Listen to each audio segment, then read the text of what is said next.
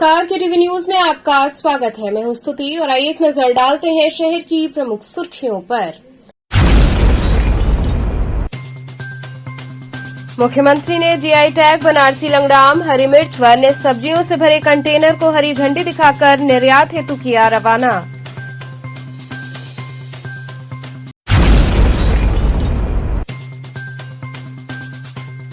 Town hall में mini सदन की हुई बैठक। महापौर ने सभी से जनता की समस्याओं को गंभीरतापूर्वक सुनने और समाधान का दिया निर्देश।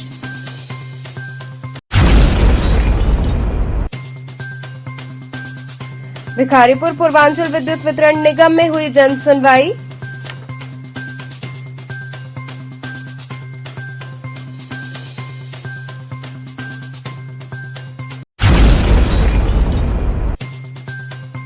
और वाराणसी आए केंद्रीय राज्य मंत्री एसपी सिंह बघेल दशाश्वमेध घाट पर होने वाली गंगा आरती में हुए शामिल।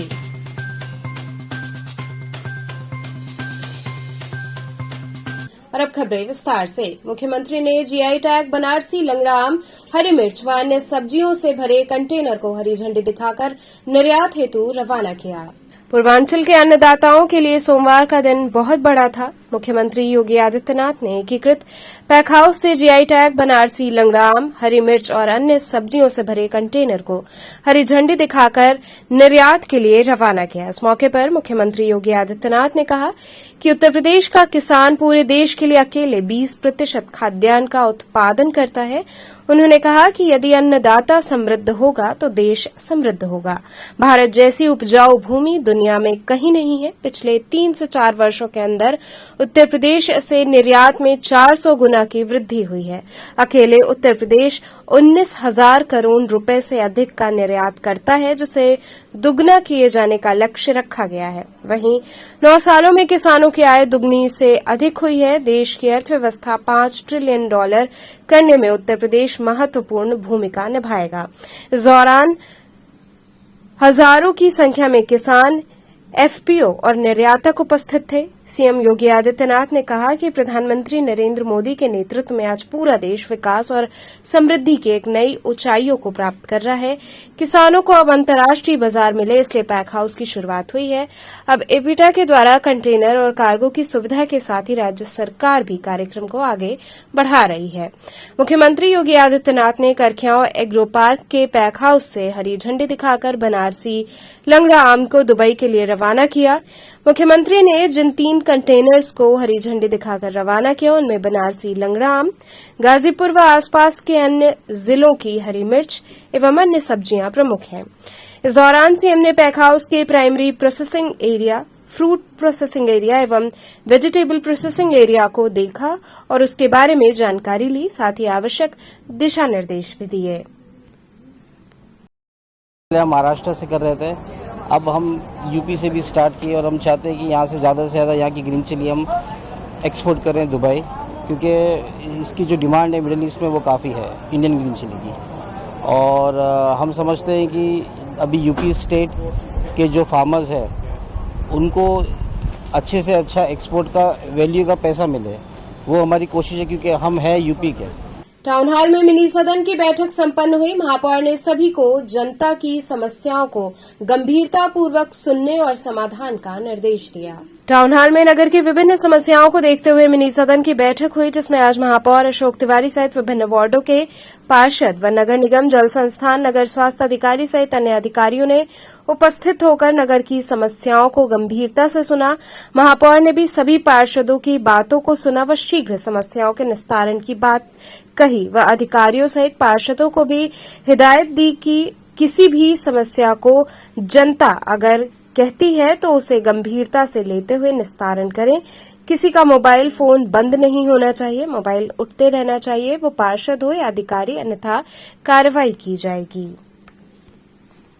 कई महत्वपूर्ण फैसले लिए गए, जिसमें बजट अलॉटमेंट आपने किया है, क्या रहा और क्या अन्य। आज एक विशेष बैठक सदन द्वारा बुलाया गया था। एक प्रस्ताव नगर के विकास के लिए सभी वार्डों से मंगाया गया था, उसके निमित्त बैठक बुलाया गया था और सभी पुराने वार्डों के लिए 500 रुपया और जो नए वार्ड बने हैं उनके लिए सदन ने सर्वसम्मति से 10 करोड़ का प्रस्ताव शासन को भेजा है। ये अगर फंड हमें मिल जा रहे हैं तो हमें लगता है कि आने वाले समय में सभी वार्डों का बहुत ही अच्छा विकास होगा। तो सवाल के पहले ही आपने एक अच्छा पहल करते हुए जवाब के तौर पे फंड की बात कह दी, लेकिन अभी बारिश का मौसम आ रहा है और बताया जा रहा है कि 30% तक सीवर की सफाई नहीं हुई है। सावन का पर्व है, आगे और भी त्यौहार हैं, तो पेयजल की समस्या बताई गई है। तो आखिर कैसे, ज़्यादातर वे वार्ड ग्रसित हैं अनाज की तरह है, वार्ड अभी इस बात में जुड़े हैं अटैच नगर निगम की सीमा, तो उससे कैसे उभरेंगे? नए जो गांव, चूँकि 84 गांव अभी नगर निगम सीमा में आए हैं, वहाँ पे पहले गांव में सीवर की समस्या नहीं थी, रोड की समस्या नहीं थी, लाइट की समस्या नहीं, वहाँ पे नहीं थी। उसी के परिप्रेक्ष्य में माननीय प्रधानमंत्री जी ने पहल करते हुए शिवपुर और रोहनिया विधानसभा के वार्डों को नगर निगम सीमा में सम्मिलित किया और आने वाले समय में वो 84 गांव में शहर और देहात की जो दूरी है विकास का, वो खत्म हो जाएगा। सबसे बड़ी समस्या क्या निकल के आई? सबसे बड़ी समस्या जो माननीय पार्षद गणों का कहना था कि सीवर और पानी पेयजल की समस्या सभी लोगों का विषय था। अधिकारियों की मनमानी, कर्मचारियों की मनमानी भी एक बहुत बड़ी समस्या है। न केवल वे क्षेत्रीय पार्षद, जनप्रतिनिधि, बल्कि मीडिया तक के लोगों को समय देना बड़ा मुश्किल हो जाता है। तो उसके लिए क्या कुछ समाधान निकालेंगे? हम लोग सभी अधिकारियों को जिम्मेदारी और जवाबदेही, आने 1 हफ्ता के अंदर आप देखेंगे जिम्मेदारी और जवाबदेही, जो भी पार्षद हैं वो निर्वाचित होकर आए हैं, जनता के द्वारा चुन के आए हैं और जनता उनसे प्रश्न करती है। पार्षद का फोन न उठाना ये घोर अनियमितता है, घोर अनुशासनहीनता है और मैं पहले भी कह चुका हूँ और कल भी मैं बैठक लूँगा।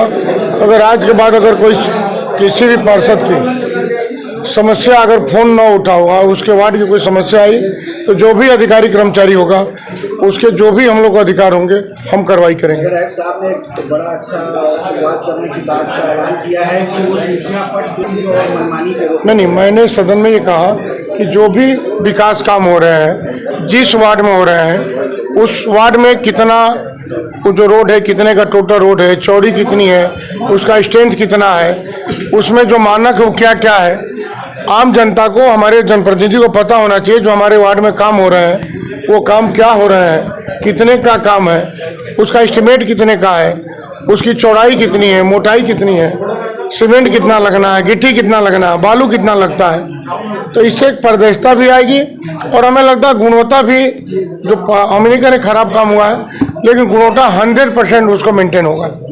भिखारीपुर पूर्वांचल विद्युत वितरण निगम में जन सुनवाई की गई। भिखारीपुर पूर्वांचल विद्युत वितरण निगम में विद्युत उपभोक्ताओं के लिए जनसुनवाई का आयोजन किया गया। जनसुनवाई के दौरान 3 लोगों द्वारा समस्या के समाधान के लिए पत्रक सौंपा गया। समस्याओं को लेकर 3 लोग भिखारीपुर स्थित विद्युत कार्यालय पहुंचे। 2 विद्युत उपभोक्ता अपनी शिकायत को लेकर उगापुर से पहुंचे थे, तो वहीं एक जनसा से अपनी समस्या को लेकर पहुंचे थे। उगापुर से अपनी समस्या को लेकर भिखारीपुर पहुंचे मुरारी यादव ने बताया कि सौभाग्य योजना के अंतर्गत 7 खंभे लगाए गए, परंतु 3 साल बीत जाने के बाद भी अभी उन खंभों पर न तो तार लगाया गया है और न ही ट्रांसफार्मर लगाया गया है। अभी भी हम लोग बांस बल्ली के सहारे विद्युत को अपने घर तक लाने का कार्य कर रहे हैं। इसकी शिकायत हम लोगों ने प्रधानमंत्री पोर्टल, जेई एक्सीएन सहित कई अन्य अधिकारियों से किया, परंतु अभी तक इस समस्या का समाधान नहीं निकल पाया है। उन्होंने आगे कहा कि इसके लिए हम लोगों को आश्वासन भी मिला है कि समस्या का समाधान जल्द से जल्द कर दिया जाएगा। आगे उन्होंने कहा कि अगर समस्या का समाधान नहीं निकलता है तो हम लोग आगे न्यायालय जाने के लिए बाध्य होंगे। आप कहाँ से आए हैं? उगापुर पावर हाउस से। क्या समस्या थी और किन के साथ आए थे? हम मुरारी यादव, महेंद्र यादव हैं। इनका जो है सौभाग्य योजना के तहत तो खंभा गड़ा हुआ है, बिजली नहीं खींची जा रही है, उतार खंभे पर बिजली चल रही है, जिसके लिए कई बार जो है एप्लीकेशन दिया गया, मुख्यमंत्री के यहाँ पोर्टल पर दिया गया। इसके बाद भी आज तक कार्रवाई नहीं हुई। तो हम लोग एमडी साहब से मिलने के लिए और उनसे जो है बतलाने के लिए कि जो है आंधी में जो है खंभा जो हिल जा रहा है, उखड़ जा रहा है, कोई बड़ी दुर्घटना हो सकती है, इसलिए उसको जो है सही करवाया जाए। तो यहाँ पे आप लोगों ने शिकायत किया तो क्या आश्वासन मिला? वो मिला, उन्होंने एक्सीडेंट से बात किए हैं, बोले हैं कि जल्द ही आपका जो है काम हो जाएगा। समस्या थी और कितने महीनों से समस्या सौभाग्य योजना अंतर्गत हमारा 16-17 का लाइन रोजवे बांसबल्ली खंभे पे चल रहा है। 3 कनेक्शन हमारा वहाँ 2 निजी एक और कनेक्शन है। उसमें हम लोग बत्ती जला आंधी पानी गिर जाता, फिर सौभाग्य योजना से उसमें 7 खम्भा पुल गड़ गया और उसके बाद जो है तो केबल और ट्रांसफार्मर नहीं चढ़ा। वो बजाज कंपनी वाले आज टांगे कल टांगे, उसके बाद चले गए सब। जई साहब के पास जाते हैं, जाइए ऊपर जाइए, फिर एस साहब जाते हैं तो ऊपर जाइए, तो फिर यहाँ आए हम लोग पोर्टल पर गए, मुख्यमंत्री कार्यालय भेजे, अभी तक कुछ हुआ नहीं। फिर MD साहब के पास आए हैं, सांत्वना दिए कि आपकी कार्रवाई होगी जल्द जल्द कर। कब का गड़ा हुआ है? सौभाग्य योजना के अंतर्गत गड़ा था, कितने वही महीने हो गया? लगभग 2 साल हो गया लगभग। अभी उस पर कनेक्शन नहीं हुआ, नहीं कनेक्शन नहीं, बस पोल गाड़ के छोड़ दिया गया। पोल गाड़ के छोड़ दिया गया। तो मांग क्या करते हैं? माँ कहते सर वही हमारा जो केबल और ट्रांसफार्मर चल जाए, क्योंकि सुटेबल लाइन तो हम लोग चल जाए, ये खतरे से तो बचे हैं। बस खम्भा उखड़ जा रहा है, किसी खतरा हो सकता है, जानवर हैं, किसान हैं, किसी के ऊपर जनहानि दुर्घटना हो सकती है, वो तो सुरक्षित हो जाए। बांसबल्ली पे लाइन नहीं चाहिए, उसमें कहेंगे सर कि उसमें बांसबल्ली हटा के हमारा जो खम्भा गड़ा हुआ तो फिर केबल और ट्रांसफार्मर दे देंगे, हम भी सुरक्षित हो जाए, हमारे लाइन के पब्लिक भी सुरक्षित हो जाए। अगर आपकी मांग नहीं मानी जाए तो क्या करेंगे? तो फिर आगे कार्रवाई चलेंगे। अब तो हमारे पास वही न्यायालय बचा हुआ है सर, तो सब तक हम लौट चुके हैं, उसको कोर्ट चलेंगे हम। वाराणसी से आए केंद्रीय राज्य मंत्री SP सिंह बघेल ने दशाश्वमेध घाट पर गंगा आरती देखी। केंद्रीय राज्य मंत्री SP सिंह बघेल वाराणसी पहुंचे। इस दौरान वे दशाश्वमेध घाट पर गंगा सेवा निधि द्वारा संचालित मां गंगा की दैनिक आरती में शामिल हुए तथा मां गंगा का वैदिक रीति से पूजन आरती देख मंत्रमुग्ध हो गए।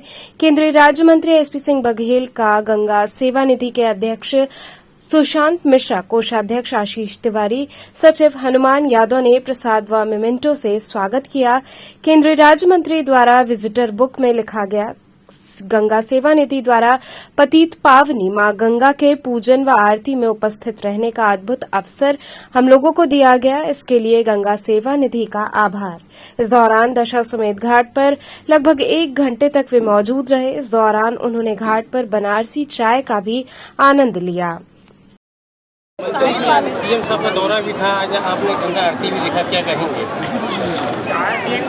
दुनिया के सबसे विश्व प्रसिद्ध वैश्विक नेता श्री नरेंद्र मोदी जी, काशी के लोकप्रिय सांसद एवं देश के यशस्वी तपस्वी प्रधानमंत्री श्री नरेंद्र मोदी जी की सरकार के 9 साल होने पर विभिन्न कार्यक्रमों की श्रृंखला में आज काशी में एक बड़ी जनसभा हुई, जिसमें विशिष्ट अतिथि के रूप में मुझे और मुख्य अतिथि के रूप में माननीय मुख्यमंत्री उत्तर प्रदेश जी को आने का अवसर प्राप्त हुआ।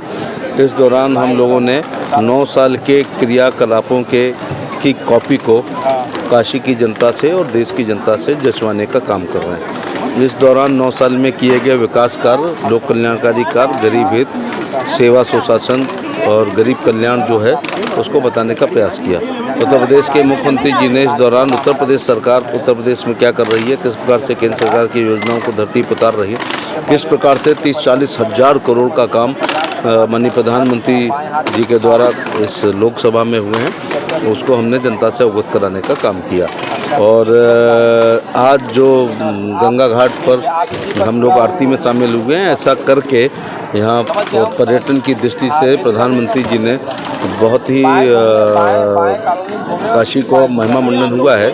ऐसा करके हम भारत की सभ्यता, संस्कृति, धर्म, आध्यात्म, गीता, पुराण, महाभारत, उपनिषद रचाएं, गंगा, यमुना, सरस्वती, इनको अक्षुण्ण करने का काम कर रहे हैं। इसमें भारतीय जनता पार्टी की सरकार और नरेंद्र मोदी जी का बहुत बड़ा योगदान है।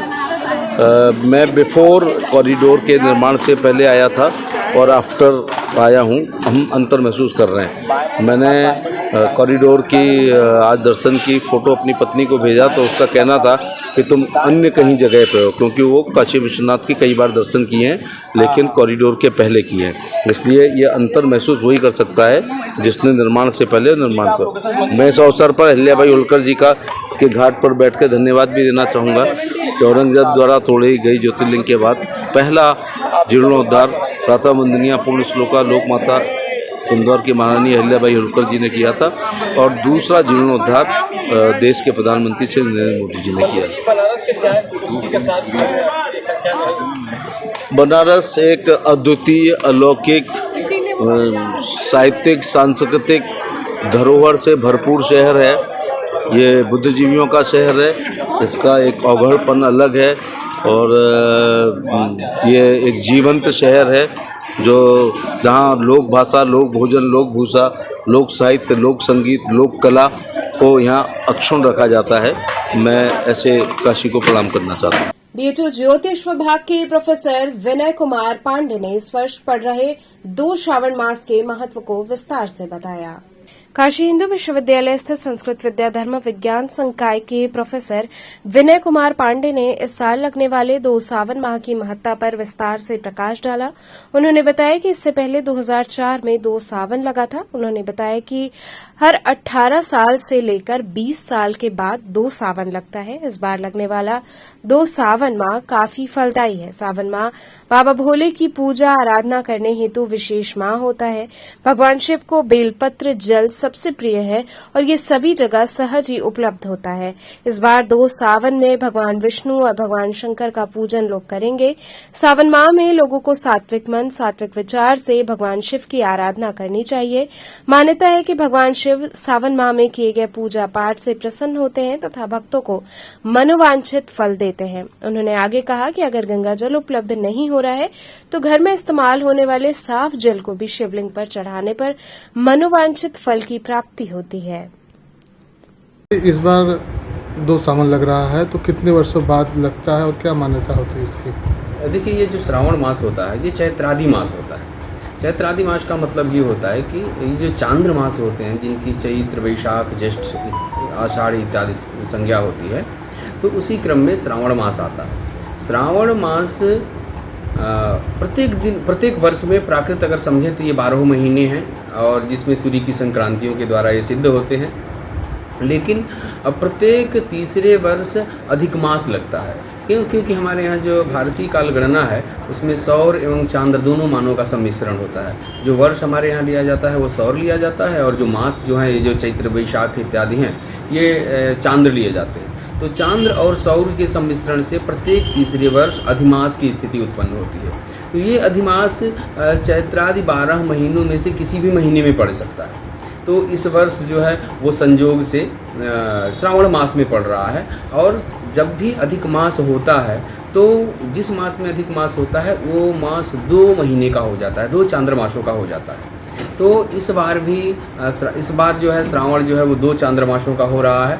4 जुलाई से लेकर के और 31 अगस्त तक पूरे 2 चांद्र मासों का यह पूर्ण मास है।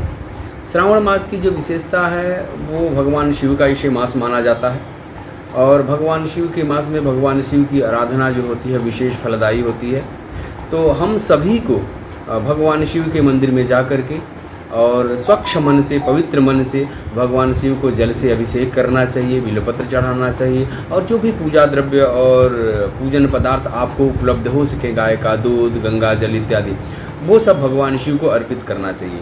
इनमें भगवान शिव को जो जल है वो बहुत प्रिय होता है, इसलिए कहा गया जलधारा प्रिय शिव, अर्थात भगवान शिव जो है वो जलधारा प्रिय हैं। और भगवान शिव का जो पूजन होता है सबसे सरल और सहज होता है। इसमें किसी विशेष वस्तु द्रव्य की जरूरत नहीं होती। वो सीधे जल लिया, कहीं से गंगा जी से लिया तो और उत्तम, नहीं तो घर से जल भरा ले गए, भगवान के ऊपर चढ़ा दिए। ये सबको सहज रूप में उपलब्ध है। इसके अलावा भांग, धतूर इत्यादि जो कोई नहीं पूछता है, वो वैसे औषधियों का, वैसे वृक्षों का जब फल पुष्प लेकर के भगवान को अर्पित करते हैं। इस वर्ष जो श्रावण मास है इसकी कुछ विशेषता है। क्यों? तो विशेषता यह है कि इस वर्ष पुरुषोत्तम में जाना जाता है, वो भी श्रावण मास के अंतर्गत आ रहा है। और यह जो पुरुषोत्तम मास होता है उसको भगवान विष्णु ने स्वयं अपना नाम दिया है, अर्थात भगवान विष्णु का वो मास होता है। तो इस वर्ष भगवान शिव के मास में भगवान विष्णु के मास का अंतर्भाव भी हो रहा है। तो इसलिए भगवान शिव और भगवान विष्णु दोनों की समवेत आराधना का यह विशेष पर्व बन जाएगा। तो इसलिए हरिहर स्वरूप में जो भगवान शिव और भगवान विष्णु का पूज्य पूजक भाव है वह एक दूसरे में समर्पित है, संलिप्त है। तो इसमें हम भगवान शिव और भगवान विष्णु दोनों की आराधना करें। जब भी अधिमास लगता है तो उसमें अधिमास के समय में मालपुआ बनवा करके, 33 मालपुआ बनवा करके और भगवान विष्णु के एक नाम से भगवान विष्णु को समर्पित करना चाहिए। और कांसे के पात्र में उस मालपुआ को रख करके किसी दैवज्ञ को, ज्योतिषी को उस कांसे के पात्र में मालपुआ सहित दान करना चाहिए। और बाकी सभी दिनों में चूँकि वो जो अधिमास होगा वो सावन मास के अंतर्गत आ रहा है, इसीलिए उसकी संज्ञा जो होगी वो श्रावण ही होगी, अधिक श्रावण के रूप में देखी जाएगी। तो भगवान शिव का पूजन करते हुए भगवान विष्णु की भी आराधना करें और इससे विशेष फल की प्राप्ति होगी और जीवन में सुख संपत्ति आएगी, दुख दारिद्र्य दूर होंगे।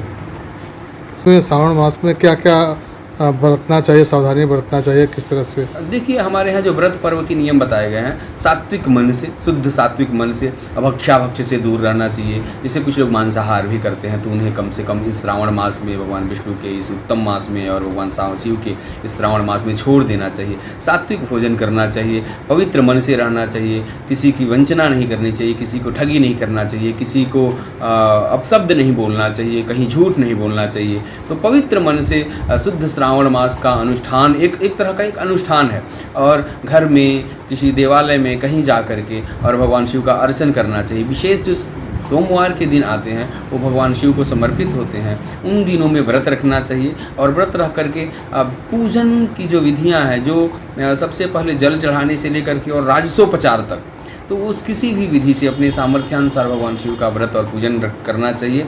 और सबसे बड़ी बात है अभक्षाभक्ष, आहार विहार और व्यवहार में शुद्धि लानी चाहिए। आहार का मतलब भोजन और विहार का मतलब इधर उधर जाना, भ्रमण करना बहुत, और व्यवहार माने एक दूसरे के प्रति व्यवहार में ऐसा हम जो आचरण करें, ऐसे नियमों का पालन करें जो हमारे सनातन धर्म में वर्णित है, जिससे भगवान शिव प्रसन्न होंगे और साथ ही साथ भगवान विष्णु भी प्रसन्न होंगे और इससे आपके जीवन के सभी लक्ष्य प्राप्त होंगे।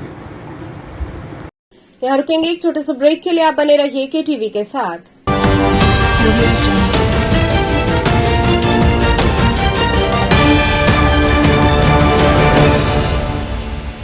खबरों से जुड़े रहने के लिए हमारे चैनल KTV वाराणसी को सब्सक्राइब करें और लेटेस्ट अपडेट्स के लिए बेल आइकन को प्रेस करें।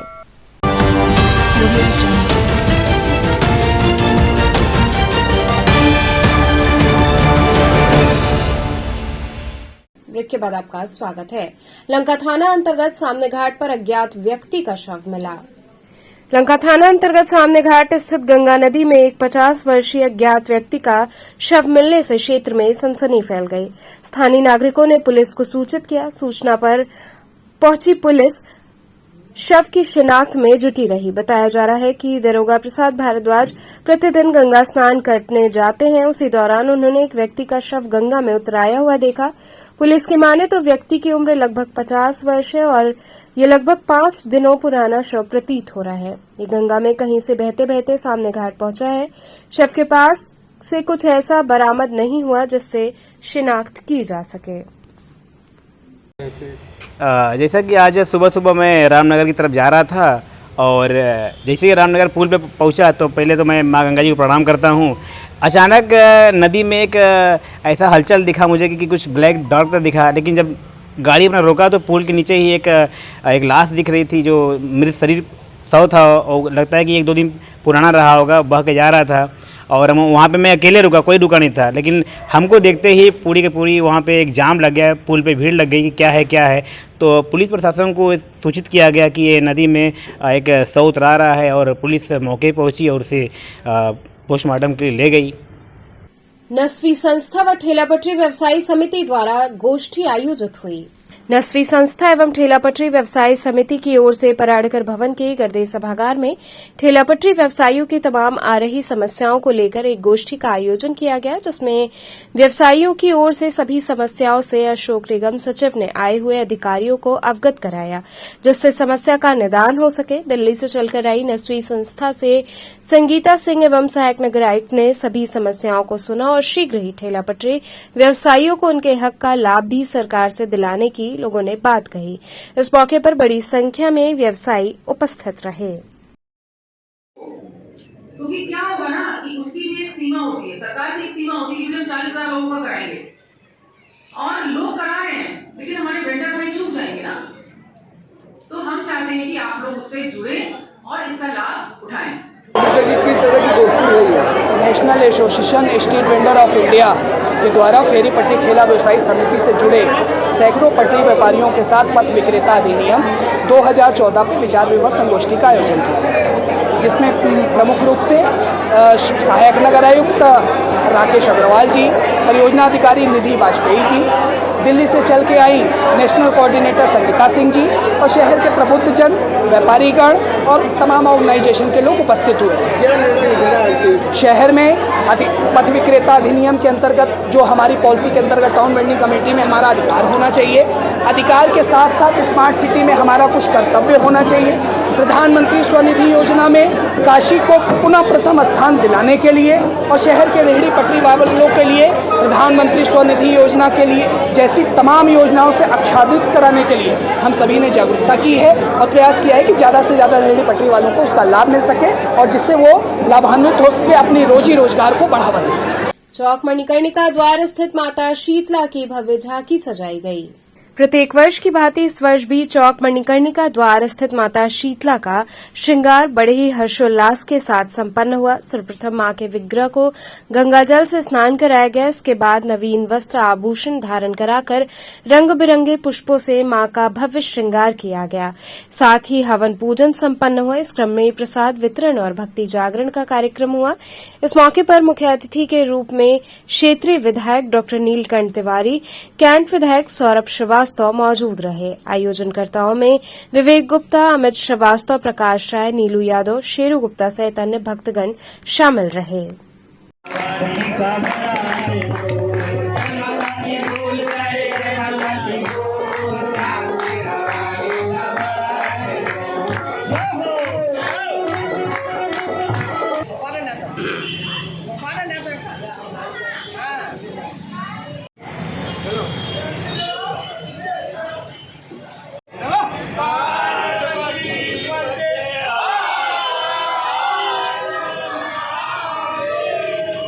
क्या कर रहे हैं आप लोग, किसका श्रृंगार है? यहाँ हर वर्ष की भांति इस वर्ष भी माता शीतला का श्रृंगार किया जा रहा है, जो विगत कई वर्षों से हमारे पूर्वजों द्वारा किया जा रहा है। इसको जो है कि जनता के सुख समृद्धि, क्षेत्रवासियों के लोक कल्याण के रूप में किया जाता है। इस पूजा का मुख्य उद्देश्य ये है कि जो है कि सभी क्षेत्रवासी जो है निरोगी रहे, स्वस्थ काया जिए, महामारी न फैले। इस वजह से इस पूजन को किया जाता है। विगत कई वर्षों से ये पूजन लगातार चलता हुआ आ रहा है। क्या क्या किए हैं आप? यहाँ पे आज जो है सर्वप्रथम माता रानी का जो है कि स्नान करा के भव्य श्रृंगार किया गया है। श्रृंगार करने के पश्चात जो है यहाँ पर हवन पूजन का कार्यक्रम हुआ है, प्रसाद वितरण हुआ है। अभी आपके सामने जागरण की तैयारी चल रही है। कुछ देर में यहाँ माता रानी का भव्य जागरण होगा, जिसमें तमाम कलाकार हमारे जो है कि हाजिरी लगाएंगे। नांदी सेवा न्यास द्वारा स्वर्गीय डॉक्टर राजेंद्र प्रसाद पांडे की स्मृति में आयोजित कार्यक्रम संपन्न हुआ।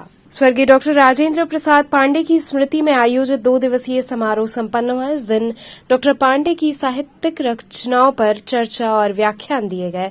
इसके अलावा उनकी याद में दिए जाने वाले सृजन शिखर सम्मान और युवा पुरस्कार से चुने गए रचनाकारों को सम्मानित और पुरस्कृत किया गया। कार्यक्रम के पहले सत्र में समकालीन हिंदी उपन्यासों के गांव पर अकादमिक चर्चा की गई, जिसकी अध्यक्षता प्रोफेसर विजय बहादुर सिंह ने की। सत्र के मुख्य अतिथि के रूप में गौरहरी दास और संजय अलंग शामिल हुए। वक्ताओं में प्रोफेसर अवधेश प्रधान, प्रभात मिश्र, रविनंदन सिंह आदि ने हिंदी उपन्यासों के गांव के संदर्भ में डॉक्टर राजेंद्र प्रसाद पांडे के उपन्यास गांव बेगांव पर वक्तव्य दिए। कार्यक्रम में संपूर्ति सत्र में पद्मभूषण भाई लक्ष्मी प्रसाद और समकालीन भारतीय साहित्य के संपादक बलराम को सृजन शिखर सम्मान से अलंकृत किया गया। उन्हें प्रशस्ति पत्र के साथ सम्मान राशि के तौर पर 1-1 लाख रुपए की राशि प्रदान की गई। 5 युवा लेखकों डॉक्टर अनुज, स्वाति शर्मा, विशाखा, डॉक्टर लहरी राम मीना, डॉक्टर अरविंद तिवारी को युवा सृजन शिखर पुरस्कार दिए गए। सभी पुरस्कृत युवाओं को प्रशस्ति पत्र और 21-21 हजार रुपए की राशि प्रदान की गई। मुख्य अतिथि सदानंद शाही ने डॉक्टर राजेंद्र प्रसाद के साथ पारिवारिक संबंधों को याद किया। इस कार्यक्रम के आयोजक नांदी सेवा न्यास के सचिव यशोरत्न ने कार्यक्रम में सम्मिलित हुए प्रबुद्धजनों का आभार व्यक्त किया और इस आयोजन को लगातार जारी रखने का संकल्प लिया। किस तरह के कार्यक्रम का समापन है? ये 2 दिवसीय साहित्यिक कार्यक्रम था। इसमें लेखकों का सम्मान किया गया है और 5 युवा लेखकों का और 1 तेलुगु भाषा के लेखक का और 1 हिंदी भाषा के लेखक का और बाकी 3 सत्र इसमें विचार विमर्श के थे। कथेतर साहित्य, पद्य साहित्य, गद्य साहित्य, सब पर विचार विमर्श। किस कार्यक्रम के तहत ये कार्यक्रम आयोजन किया है? ये डॉक्टर राजेंद्र प्रसाद पांडे हमारे प्रिय पिताजी के उनकी स्मृति पे, उनकी जयंती पे ये कार्यक्रम हर वर्ष होता है 2 दिवसीय। तो इसमें सम्मान भी कुछ लोगों का हुआ है ना? जी, इसमें बलराम जी का सम्मान हुआ है और वाइट के यलगाटकर जी जो हैं उसके तेलुगु के लेखक, उनका सम्मान। सूरजकुंड स्थित बूथ पर भाजपा पिछड़ा वर्ग मोर्चा द्वारा संवाद कार्यक्रम आयोजित किया गया। भाजपा काशी क्षेत्र उपाध्यक्ष पिछड़ा वर्ग मोर्चा अनूप जायसवाल के नेतृत्व में सूरजकुंड स्थित बूथ पर मेरा बूथ सबसे मजबूत कार्यक्रम का आयोजन किया गया। कार्यक्रम में सर्वप्रथम देश के ऐतिहासिक तथ्यों के डॉक्यूमेंट्री के साथ राष्ट्रीय अध्यक्ष जेपी नड्डा, शिवराज चौहान के साथ प्रधानमंत्री नरेंद्र मोदी सारगर्भित उद्बोधन में तुलनात्मक अध्ययन के माध्यम बूथ स्तर पर कार्यकर्ताओं को सेवा के माध्यम से जनता के साथ जुड़ने के लिए तथा अनेक कार्यकर्ताओं के प्रश्नों का अपने विस्तृत उत्तर के साथ समाधान कर सुगमता से जनता से जुड़ने का मूल मंत्र जनता सेवा को स्थापित किया।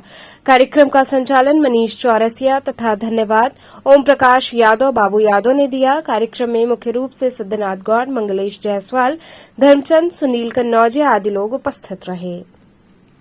आज हम सब ने मेरा बूथ सबसे मजबूत कार्यक्रम जो यहाँ पर प्रस्तावित था पूरे भारतवर्ष में, इसमें सूरजकुंड स्थित 82 नंबर बूथ पर हमने माननीय बाबूलाल जी के आवास पर आयोजित किया है, जिसमें हम सब ने एक मेरा बूथ सबसे मजबूत कार्यक्रम के आरंभ में एक तथ्यात्मक डॉक्यूमेंट्री के माध्यम से देश के आज़ादी से लेकर के अनेक जानकारी वाली विषयों को देखा कि किस तरह से एक भारत को न जानने वाला रेडक्लिफ ने भारत के बंटवारे की रेखा खींची।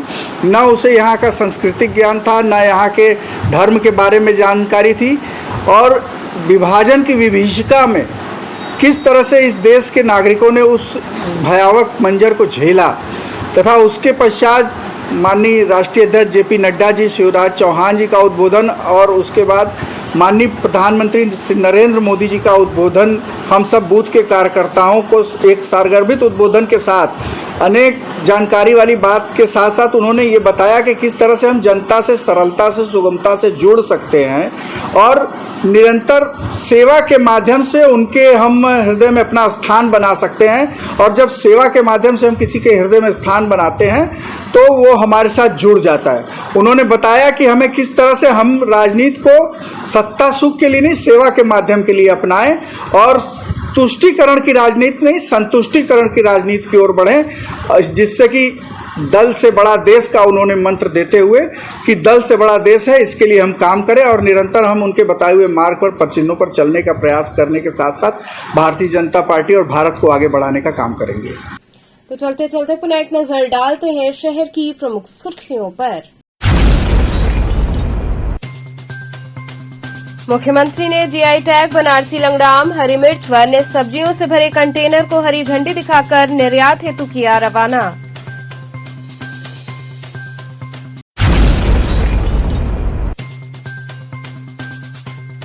टाउन हॉल में मिनी सदन की हुई बैठक, महापौर ने सभी से जनता की समस्याओं को गंभीरतापूर्वक सुनने और समाधान का दिया निर्देश।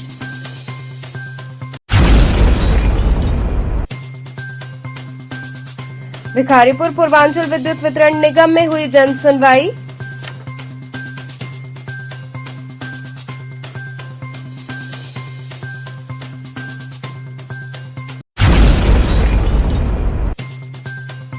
और वाराणसी आए केंद्रीय राज्य मंत्री एसपी सिंह बघेल दशाश्वमेध घाट पर होने वाली गंगा आरती में हुए शामिल।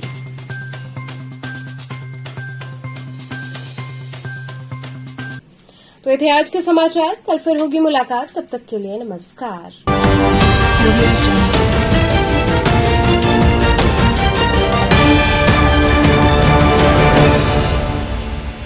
खबरों से जुड़े रहने के लिए हमारे चैनल KTV वाराणसी को सब्सक्राइब करें और लेटेस्ट अपडेट्स के लिए बेल आइकन को प्रेस करें।